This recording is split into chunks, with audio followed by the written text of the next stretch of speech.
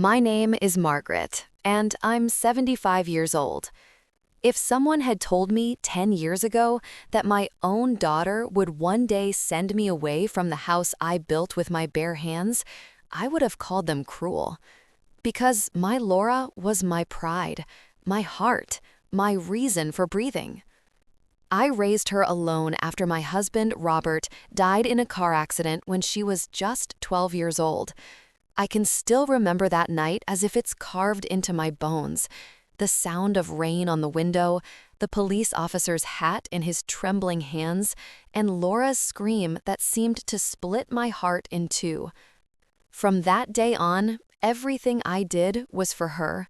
I worked double shifts, cleaning offices in the morning, sewing dresses at night, cooking meals that I was often too tired to eat myself. I told myself it was temporary, that one day she'd have everything I never did. And she did. Laura grew up to be brilliant, confident, and determined. She went to university, got a good job, married a man from a well-off family. I remember the wedding day like a dream, her white dress shining in the sun, her eyes sparkling with happiness. When she kissed my cheek and said, "Mom, I'll make you proud," I believed her. For years after she moved to the city, we stayed close. She called every Sunday. She sent me photos of her new house, her office, her vacations. I used to look at those pictures and whisper to myself, "You did it, Margaret. You gave her the life she deserved." But slowly, things changed. The calls became less frequent, the visits shorter, the tone of her voice colder. She still said, "Love you, Mom," but it sounded more like an obligation than a feeling. And yet, I never stopped loving her, because that's what mothers do. We love, even when it hurts. When I turned 75, my legs began to fail me. The stairs in my house, the same ones Robert built, became harder to climb. Sometimes I'd sit halfway up, holding my chest, whispering, "I'm just tired, not old." It was around that time Laura began calling more often again. At first, I thought she missed me. But as weeks passed, I started to feel something different. Her words were kind, but her eyes, when she visited, had a strange, calculating shine. "Mom," she said one evening while helping me fold laundry, "don't you get lonely here all by yourself?" I smiled faintly. "Sometimes, but your father built this house for us. I still feel him here. It's my home." She sighed. "I know, Mom, but it's getting dangerous.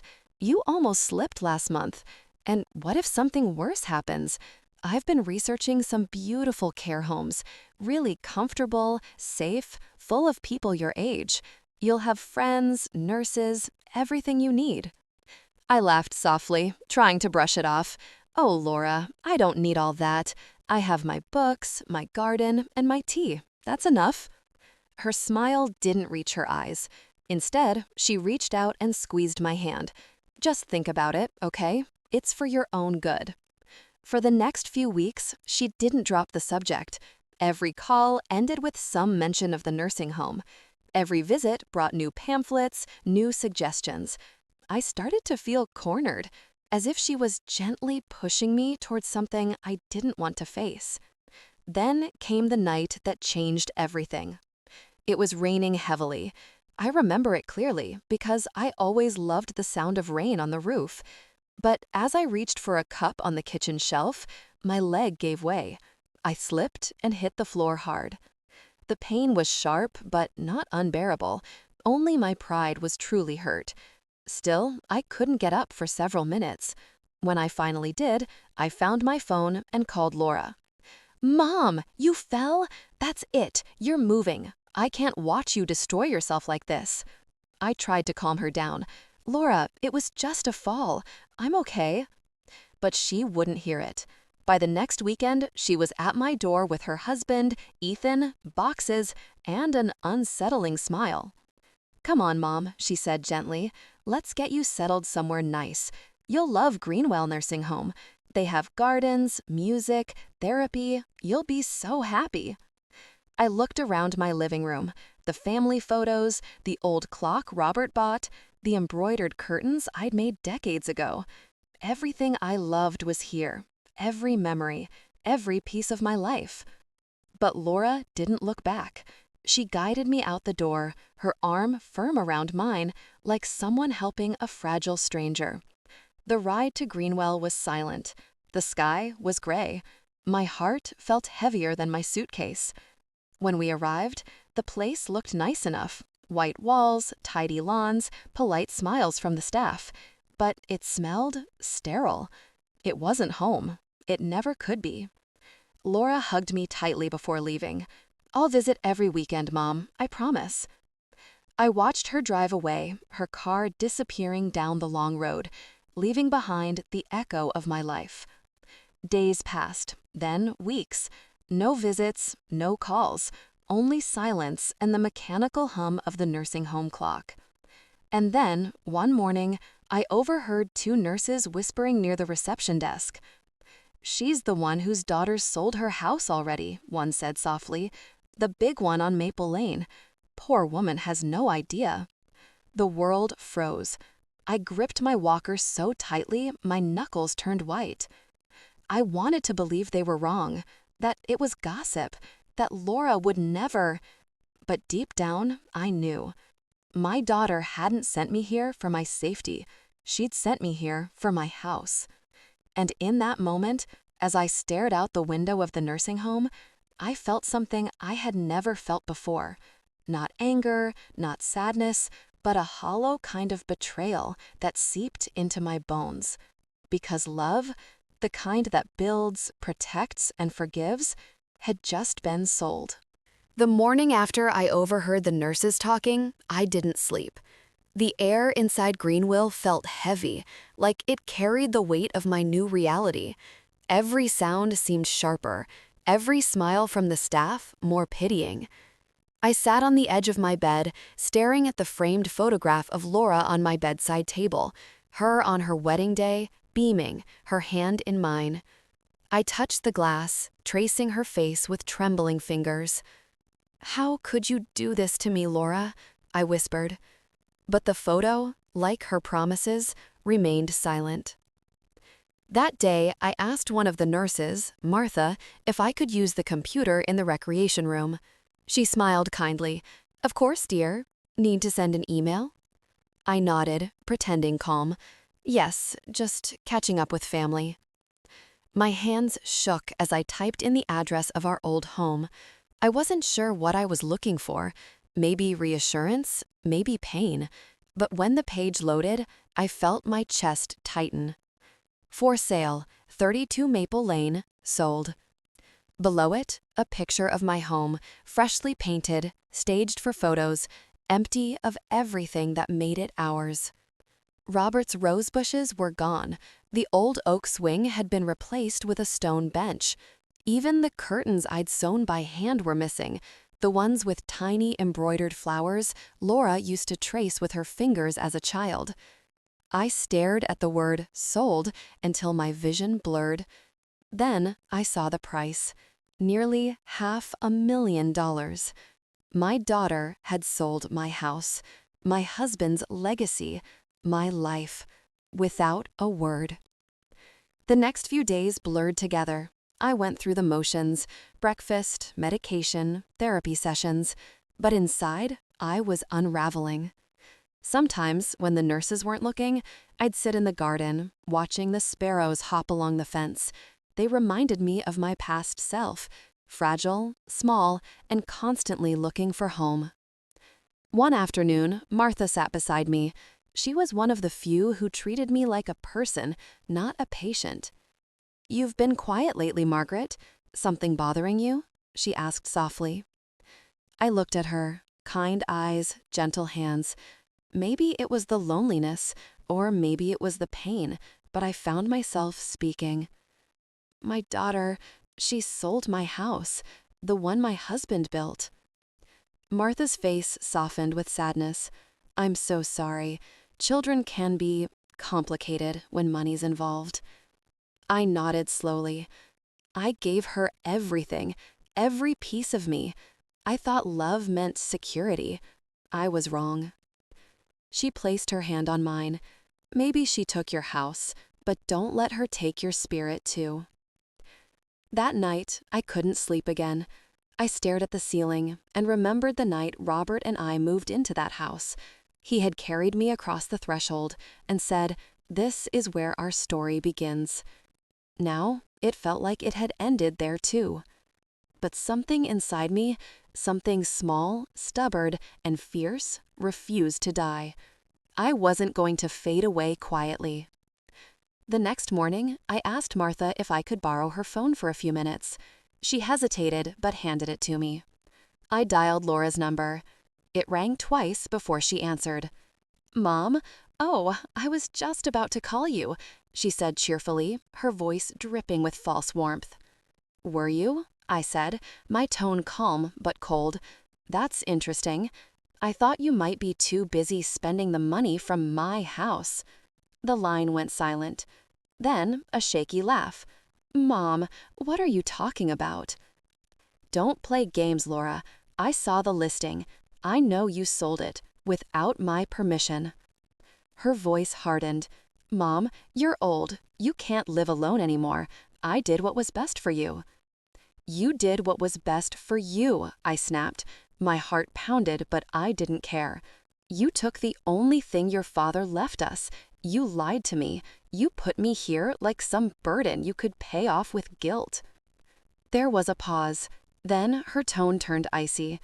"You're being dramatic, Mom. I've already paid the bills for months at Greenwell. You're safe, cared for, comfortable. Maybe you should be grateful." Grateful. The word stung like acid. I hung up, slowly, deliberately. For the first time in my life, I realized something. Love, no matter how deep, cannot survive without respect. And my daughter had none left for me. The next few weeks were quiet. Laura didn't call again. But I didn't cry anymore. I began to write in a notebook that Martha gave me. Small memories, lessons, and promises to myself. If life takes your home, find shelter in your courage. If your blood betrays you, remember your worth wasn't built by them. And one evening, as I wrote by the window, I made a silent vow. I would not die here. Not like this. Not in a place I was thrown into like an unwanted memory. Somewhere deep inside me, Margaret, the woman who once built a family from nothing, began to rise again. And she had a plan. The following weeks at Greenville felt different. I still woke up in the same bed, drank the same lukewarm tea, and heard the same soft shuffle of nurses' shoes down the hallway, but something inside me had shifted. I was no longer the same helpless old woman Laura thought she had buried in this place. I had a fire again, faint, flickering, but alive. Each day, I walked a little further in the garden, even when my knees protested. I started talking more with the other residents, learning their stories, their regrets, their small victories. Some had children who still visited. Others, like me, had been abandoned under the polished lies of what's best for you. One of them was Mr. Whitman, an old retired lawyer who sat in the corner of the library every afternoon, reading newspapers. He had sharp eyes and a voice that still carried authority. One day, I sat across from him and asked quietly, "Mr. Whitman, do you still know anything about property law?" He lowered his glasses, studied me for a moment, and smiled faintly. "Depends who's asking." I told him everything, from Laura's gentle persuasion to the sale of my home, the betrayal, the words she'd thrown at me like stones. He listened without interrupting, his hands folded neatly on the table. When I finished, he leaned back in his chair. "Did you ever give her power of attorney?" I frowned. "Power of what?" "It's a legal document. It lets someone make decisions on your behalf. Sell your house, access your bank accounts, sign papers." I thought for a moment. She did have me sign something months ago. She said it was about medical decisions, in case something happened to me. Mr. Whitman's face darkened. That was no medical form. She tricked you. The words felt like another knife, but this time the wound didn't bleed despair. It bled resolve. "What can I do?" I whispered. "Well," he said slowly, "you may not get your house back, but you can take back your name. You can tell the truth. Sometimes that's more powerful than any courtroom." That night, I lay awake, staring at the ceiling again. The old me, the mother who forgave everything, would have cried herself to sleep, but not anymore. If Laura thought I would fade into silence, she'd forgotten who raised her. The next morning, I asked Martha to help me write a letter, not to Laura, but to the local newspaper. I told them everything: my story, my husband's dream, my daughter's betrayal.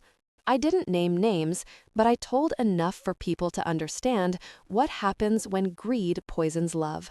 Martha hesitated before mailing it. "Are you sure, Margaret? Once this goes out, there's no taking it back." I smiled sadly. I've already lost everything. What more could she take from me? 2 weeks later, my story appeared in the paper. The headline read, "Elderly woman betrayed by daughter after signing over home. A mother's story of love and loss." The nursing home buzzed with whispers. Nurses came to check on me. Residents offered quiet nods of support. But the moment that struck me most was when the phone rang at the front desk and Martha came to find me. "It's your daughter," she said softly. I took the phone. "Mom?" Laura's voice cracked, filled with anger and panic. "Why would you do this? Everyone's calling me. You humiliated me." I took a slow breath. "No, Laura, you humiliated yourself. I just told the truth." "You've ruined me. My job, my friends, they're all judging me." "Then maybe you'll understand what it feels like to lose something precious because of someone you trusted." There was silence. Then, through a shaky breath, she whispered, "You'll regret this." "I already did," I said quietly, "the day I signed those papers." I hung up before she could respond. That night, I sat by the window again, watching the sunset paint the sky in amber and gold. For the first time in a long while, I felt peace. Not happiness, that would take time, but peace. A week later, something unexpected happened. The director of Greenwell called me to his office. Sitting across from him was a young woman, polished suit, nervous smile. "Mrs. Margaret," she said, "I'm from a nonprofit that helps elderly victims of financial abuse. We read your story. We'd like to help you." My eyes filled with tears I didn't know I still had. Hope, a fragile, golden thing, flickered inside me again. Over the next few months, they helped me reopen my case, review the paperwork, and challenge the power of attorney. Laura tried to fight it, but the truth has a way of surfacing when you stop being afraid. One day, I received a letter from her lawyer, short, cold, final. Laura had agreed to a settlement. She would return part of the money and sign an apology under oath. It wasn't about the money anymore. It was about me, about reclaiming my dignity, my name, my voice. When I told Mr. Whitman, he smiled softly. "Told you, Margaret. Sometimes truth wins slower, but it wins stronger." That night, I sat by my window again. The wind carried the scent of rain, just like it used to in my old home. I closed my eyes and whispered, "Robert, I did it. I didn't let her destroy me." And for the first time since that awful day, I slept without tears. Months had passed since the settlement, yet the echoes of what had happened still lingered in the corners of my mind. There were nights I still woke up thinking of my old house, the smell of cinnamon bread in the oven, the laughter of Laura as a child, and Robert's deep voice calling from the garden. But now, the pain didn't break me. It reminded me that I had lived, loved, and survived. One morning, the director of Greenwell called me to his office again. He smiled warmly and handed me a small envelope. "It's from the city council," he said. "They read your story too." I opened it slowly. Inside was a letter and a certificate, Award of Courage and Awareness for Elder Justice. My story had inspired others. People had started talking about how easily the elderly could be manipulated, and laws were being proposed to protect them. For the first time in a long time, I felt useful again. I wasn't just an old woman in a nursing home anymore. I was a voice. That week, I started volunteering in Greenwell's Activity Hall, helping other residents write letters to their families, sharing my story to help them rebuild theirs.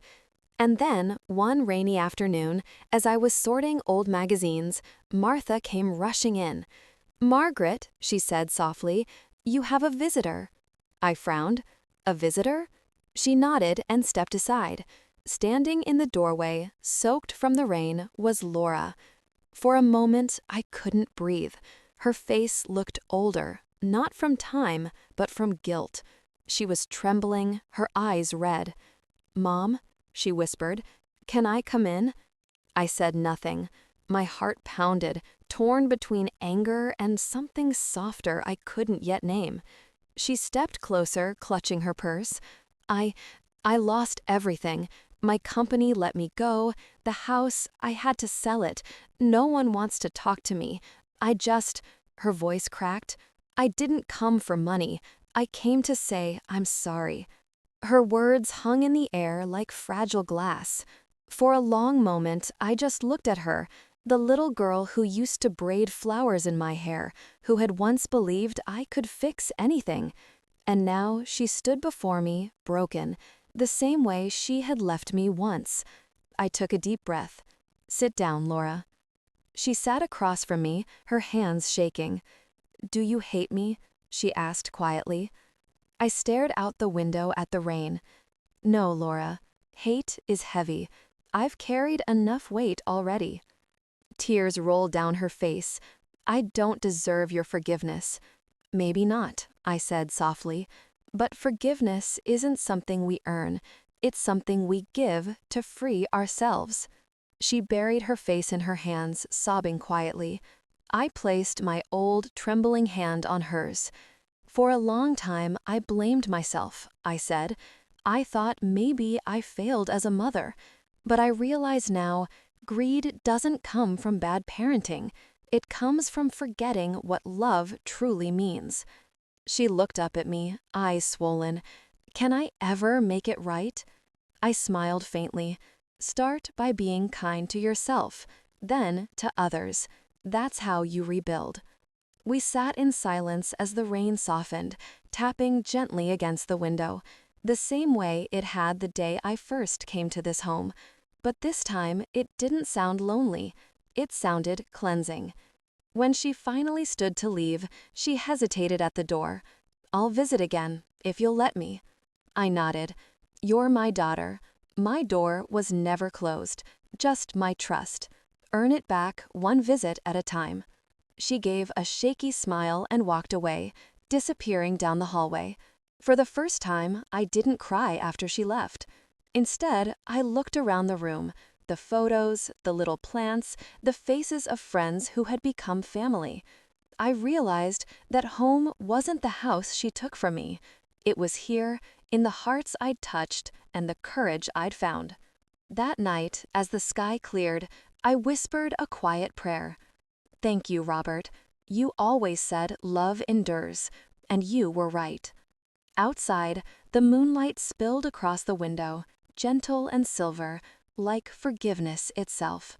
And for the first time in years, I slept not as a woman who had lost everything, but as a mother who had found peace again.